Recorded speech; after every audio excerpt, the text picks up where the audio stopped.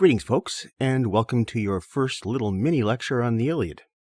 By now, you will be into the text, and hopefully enjoying it, probably finding some challenges, as everyone does.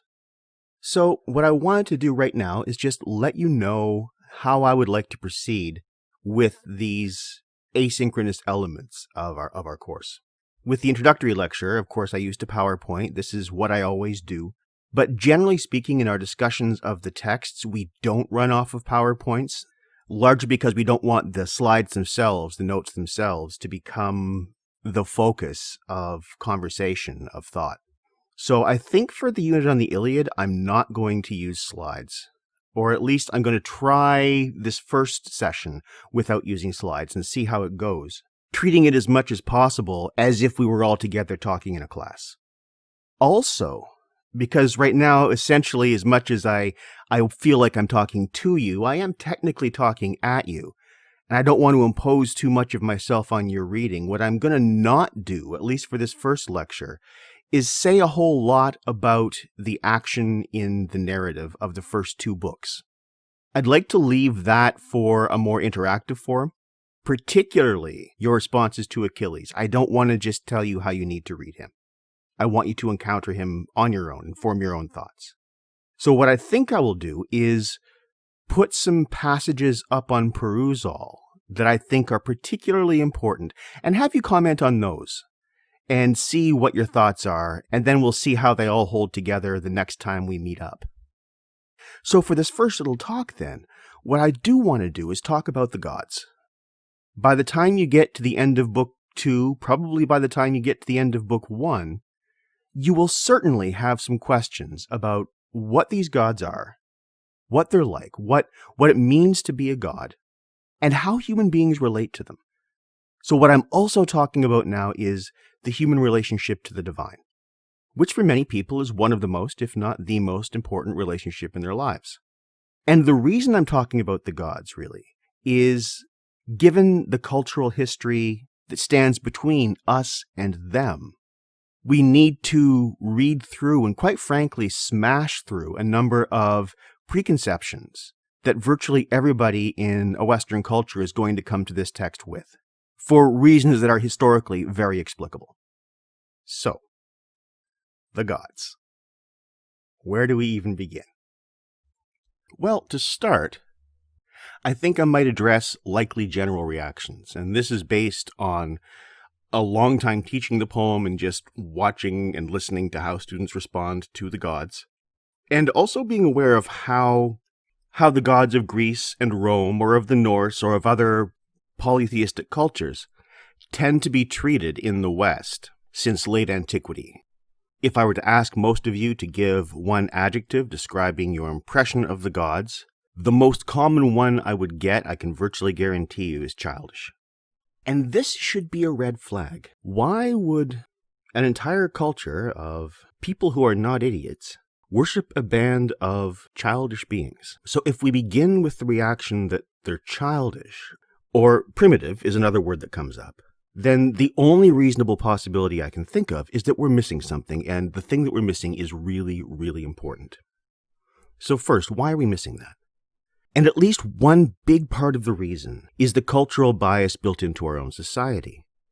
And I'm not saying this to disparage anyone's belief, but the history of Western society for the last 2,000 years or so, at least the history of the mainstream coming out of the Mediterranean, is monotheistic.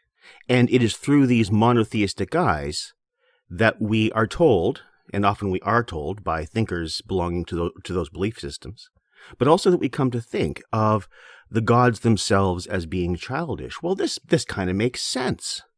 Let me give you an analogy. How likely are you to get a favorable impression of socialism from a committed libertarian free market capitalist? That is, we need to read through the ideologies that stand between us and the thing we're trying to approach. And I would argue that there is nothing primitive about the Greek gods, and that they're in fact not childish. They're simply a different way of doing what gods do, what the divine does. That is, our images of the divine tend to arise out of our conceptions of the world. We make the gods that suit our conceptions, that suit our societies, that suit the conditions that themselves determine our outlook. In that sense, understanding gods as myths, what any conception of the divine is going to tell you, really the most important thing it can tell you, is how the people who made it up and the people who believed it or believe it see and understand the world, and see and understand themselves. So what does it mean that the divine is plural? Well, we can look at it a few different ways. Put yourself in the position of ancient people looking at the world without the benefit of much that we take for granted. For example, an understanding of gravity, an understanding of the speed of light in a vacuum, an understanding such as anyone can have of relativity and quantum mechanics. Scrap all that, throw it to the wind, and imagine you can't see anything, you can't measure anything beyond what your unassisted senses, your naked eye, naked ear can perceive. And imagine you're looking at the world this way, without the shelter of a comfortable apartment or house, without electricity, without artificial fabrics, without any of the conveniences that define modern life. Imagine, for example, and this is an experience I've had, being caught on open water in the sudden onset of a thunderstorm. When the sky grows dark faster than you can paddle ashore, and the wind blows up and the waves are crashing over your bow, your craft is, as often as not, submerged, with the only thing sticking up out of the water being you from the waist up, and lightning is striking the land toward which you have to paddle to get off the water. Well, a lot of thoughts are going to go through your head then. One of them, aside from fear, which is obvious, is awe. Awe at the power that you're surrounded by, that is suddenly revealed in the changes in your surroundings. That is, the world can change on a dime. It seems, at times, capricious. And insofar as the gods are, among other things, embodiments of the forces that move the world, and this is one of the ways we can understand them, then, of course, they too are going to seem capricious. Doesn't mean they are, but they're going to seem it. So just as the forces that move the world are not always visible, but the world is, the reactions of the gods can be understood in a similar way. We can see the reactions. We can't always see why they're doing what they're doing. But to assume simply that they're childish and leave it at that, as many modern readers do, unfortunately, is to misunderstand the gods and therefore misunderstand the people who made those particular gods, and to shortchange them the understanding that they actually have of the world in which they live, and which understanding is expressed poetically in their myths. Another way of looking at the gods, and I basically approach the text for simplicity's sake with two ways of looking at the gods, is that they not only embody the forces that move the world outside of us, but they embody the forces that move the world inside of us. That is, there is, I think, in Greek mythology certainly, and in many other mythologies I've encountered as well, a resonance between inner and outer nature. There's a continuum between the world through which we move and us who are moving in the world. The same forces move both. And this understanding is built in, I think, to, honestly, every polytheistic system that I've ever encountered and taken the time to study seriously. These are not, as I said, primitive stories. I mean, think of who the gods are. And every pantheon is different, of course. But we have, well, Zeus, whose name means God. It's Deus. Now, if you encounter Zeus for the first time in high school, you're liable to be told something like he represents reason. But why, for example, would the most powerful among the Olympian gods and the most powerful among the gods be a god who embodies reason? What does that mean? How does Zeus conduct himself? And what else is he associated with? If he's the chief of the gods, well, he's associated with reason. He's also associated with politics. He's the god most closely associated with kings. He gives his favor to both Agamemnon and Menelaus. That is, he's their patron. But he can seem like a bastard, can't he? And while I'm not going to talk about all of the gods, I am going to say a bit about a few of them. How about Hera? Hera is Zeus's wife, also Zeus's sister. They're married, and it seems that they hate each other. Certainly the way they talk to each other looks like a portrait of a dysfunctional marriage, and that's not surprising given some of the ways that Zeus chooses to spend his time, because Hera is associated most closely with marriage, and her husband is a philanderer who couldn't keep it in his pants if they had pants. But let's abstract from that a bit. If Zeus is the god associated most closely with politics, with the state, with the overarching understanding of the cosmos, and all of this he is associated with, Hera is associated with the family. And there is built into this tense relationship the tension that exists as well between the state and the family. Where do you owe your obligations? Sometimes those obligations are going to line up, sometimes they're not. And when they don't, there will be conflict. And this is one of the ways that I think we can most constructively read the gods. Don't read them as human. Their appearance as human is not quite incidental, but it can be very misleading. Personally, I'm a big fan of the Hindu gods because you look at the Hindu gods and they're weird right from the get-go. So it's maybe a little easier to wrap your mind around the things that they embody. The Greek gods, because they look human, are more deceptive in that regard. Or consider Athena. And of the gods who clearly favor the Greeks, Hera, Poseidon, and Athena are the big three. Zeus is kind of like the referee. Well, what does Athena embody? She's the goddess after whom the city of Athens is named. She was born directly out of Zeus's head. He had literally a splitting headache, and Prometheus whacked him on the skull with an axe, and out popped Athena, fully formed. So she's like a smaller version. She's like Zeus light. So we can see Zeus as the overarching understanding of the cosmos itself, of the state, that kind of reason. Athena seems to be more associated with strategic reason, the reason of practical politics, of getting things done. But she's also one of the two Greek war gods. She kicks ass. So how does the relationship between war and politics fit in this patron goddess of the city of Athens? Now, if we take a look over at the Trojan side, there are three gods there as well, who strongly favored Troy. The most powerful among them is Apollo. And an interesting thing about all three of the gods who favored Troy, Apollo, Aphrodite, and Ares, is that their cults, their systematic worship, actually does seem to go back to Asia Minor. So there's kind of an east-west conflict, probably not deliberately, but in any case, built into the mythological structure of the poem. So Apollo, he's the first god that we encounter very seriously, isn't he? He's the one who sends the plague because Agamemnon won't return Chryseis to her father, the priest of Apollo. And this is something else we need to think about the gods. What is Apollo associated with? Well, he's associated with the sun. He's associated with prophecy. That is, the oracle at Delphi, for example, the best-known oracle of the ancient Greek world, was the vehicle through whom Apollo spoke. That's how it was believed. He's also the god most closely associated with medicine.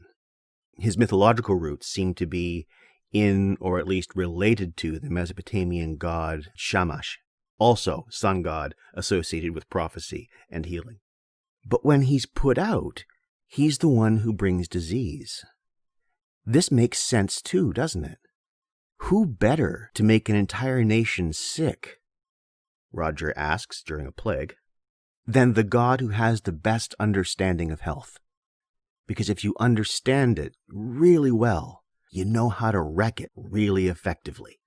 And we'll see this with a number of the gods as well. Whatever it is that they seem to embody, they're also capable of embodying that thing's opposite. That is, despite the fact of being superficially human-looking, these gods are also multifaceted.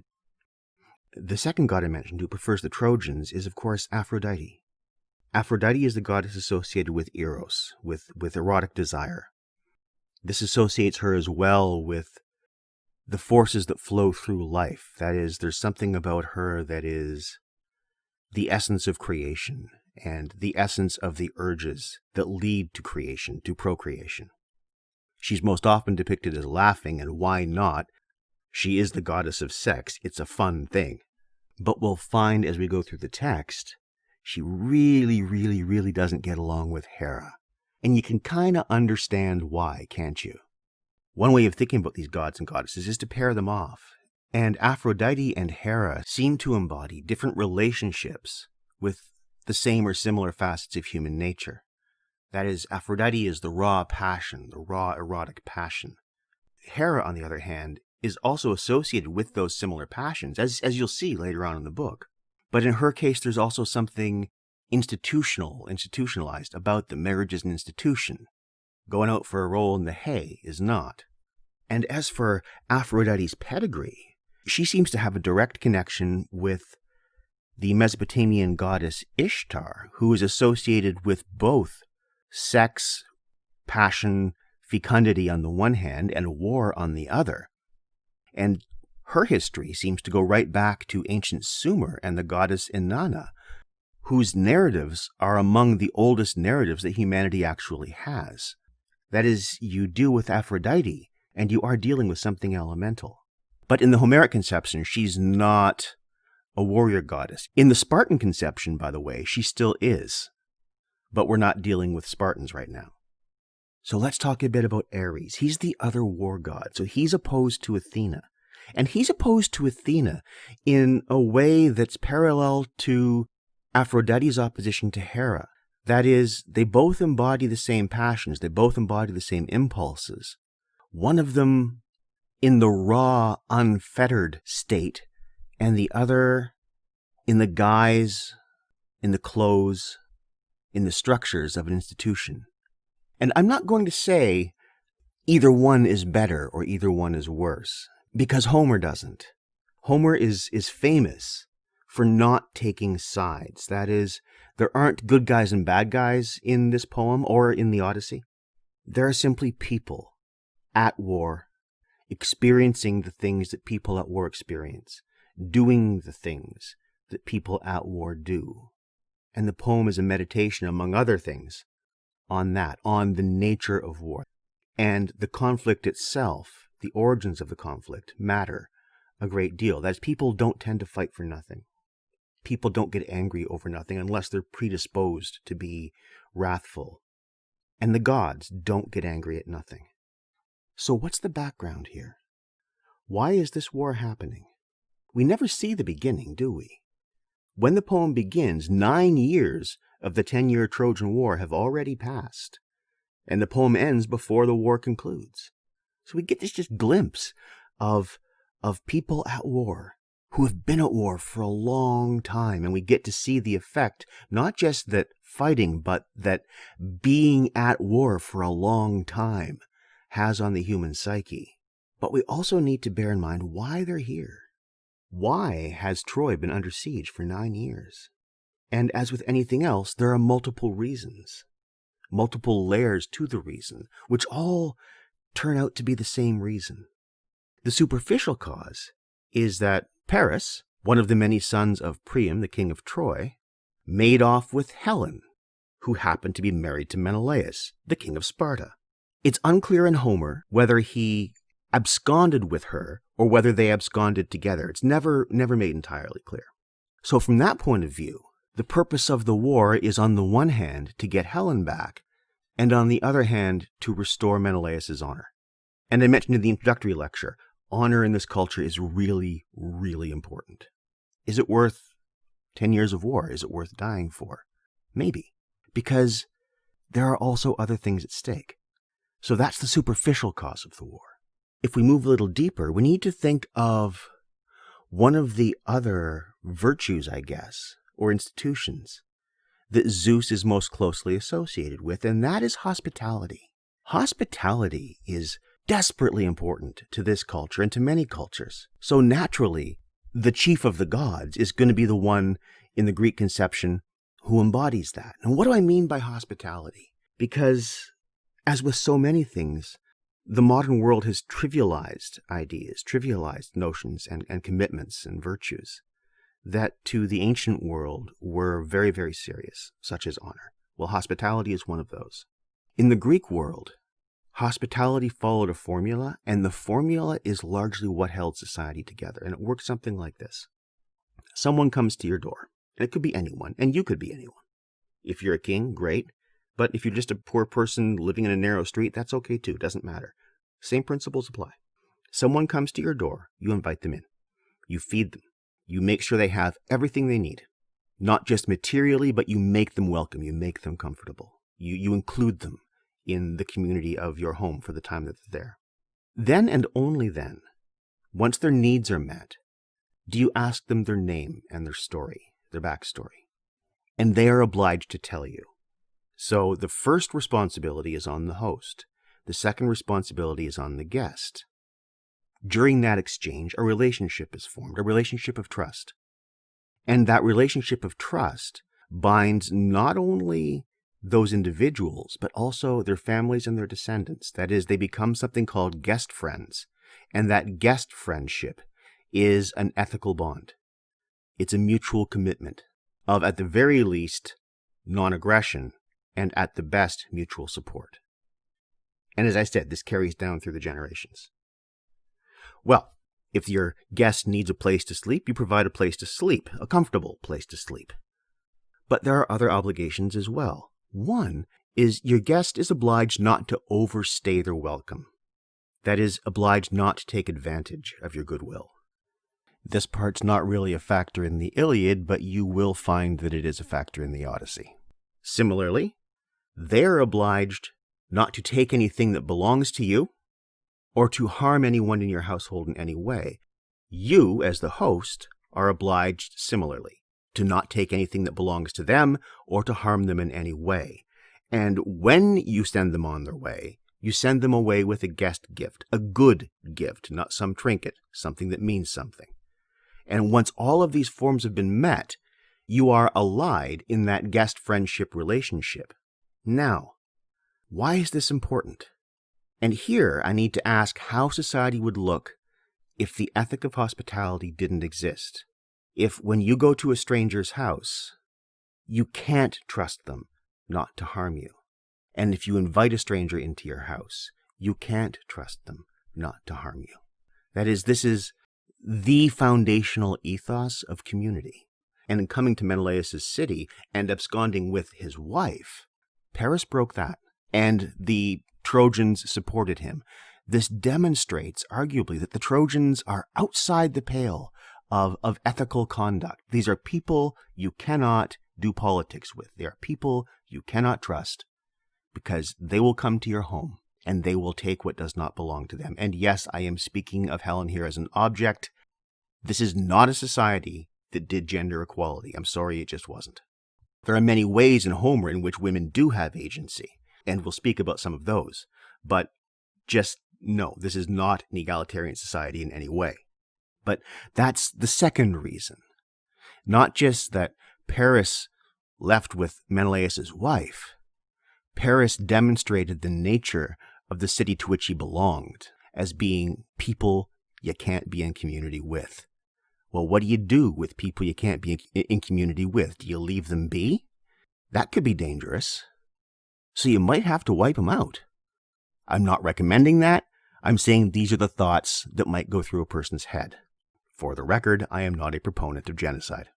But also, there's the story of the wedding of Peleus and Thetis. Peleus is Achilles' father. Thetis is Achilles' mother. Peleus is a human, and Thetis is a Nereid, a sea nymph, basically a lesser goddess. And the short version is basically this. It's the story of the apple of discord, in which Eris, the goddess of discord, offered a golden apple to the goddess whom Paris judged most beautiful. And the three goddesses involved in this little beauty contest were, and you can probably intuit already, Hera, Athena, and Aphrodite. Well, gods being gods and goddesses being goddesses and all that, of course they didn't play fair. They tried to bribe him. And what they tried to bribe him with were facets of the things that they embodied. So Hera offered him the most beautiful wife and a life of marital bliss. Athena offered him great wisdom. Aphrodite offered him lots and lots of sex with a really beautiful woman. Well, Paris chose Aphrodite. Aphrodite got the apple, and Hera and Athena got mad. So there's this association as well of Paris and Helen with the goddess Aphrodite. We'll talk a bit more about that in the lecture that follows books 3 and 4. And this contest at the wedding also underlying the war and the principles involved in the war. Because, of course, in choosing Aphrodite, Paris is also choosing that which Aphrodite embodies and rejecting that which Hera and that which Athena embody. So, again, with the Trojan War itself, it may look like it's a war fought for a frivolous cause, but as mythic narrative goes, and this is a mythic narrative, as I said in the last lecture, you need to start with the literal, but that's a damn poor place to finish. We need to look beyond what the superficial details of the story are to figure out what's really going on. And this is the same as reading a human being, isn't it? We all have depths that no one else sees without looking carefully. So does any good story. And as for the mythic narratives that have survived the millennia, these in many cases are the deepest of all. And this one is very, very deep. So to wrap up with the gods for now, I think I'll finish with the words of my dear friend Alan Hall, who a few years ago in Aquinas described the Greek gods as that with which you cannot negotiate. That's the best description and the most concise description of these figures that I've ever encountered. That with which you cannot negotiate. They're part of you. They're part of the world. And to ignore them is to ignore something essential to both yourself and the world in which you live. This also, by the way, is one of the reasons I love polytheism. The gods of Olympus sit down at the table and they eat together. That is, they're a community. They need to find a way to make a community work. And while some voices are more influential than others, everyone has a voice. That is, there's not one perspective, which is the defining perspective, which everyone else must accept or die. That's a monotheistic thing. Polytheistic religions don't do that. There's room in polytheism for multiple perspectives, for multiple ways of being human. And different gods, insofar as they embody different virtues, are going to attract different humans who similarly embody those virtues. So, read as a set of metaphors, the metaphors of polytheism and the metaphors of monotheism are very different. They present definitively radically different ways of viewing the world, of understanding the world and understanding oneself. Now, I'm not trying to say either one of these is right or wrong. As I said, I'm just presenting ideas. But I would recommend that we don't just dismiss the polytheistic perspectives, the multifaceted approach to humanity and the world that is definitively embodied in any pantheon, without giving it serious thought. And on that note, I've been talking into my microphone for about 50 minutes now. I'm going to have to edit this down to something a little more presentable. But I think this'll do for our first little short lecture on books 1 and 2. Like I said, I don't want to talk too much about the actual details of the narrative. We'll pick it up again in the next lecture in books 3 and 4 after you've read those. And I hope you're enjoying your reading. Bye for now.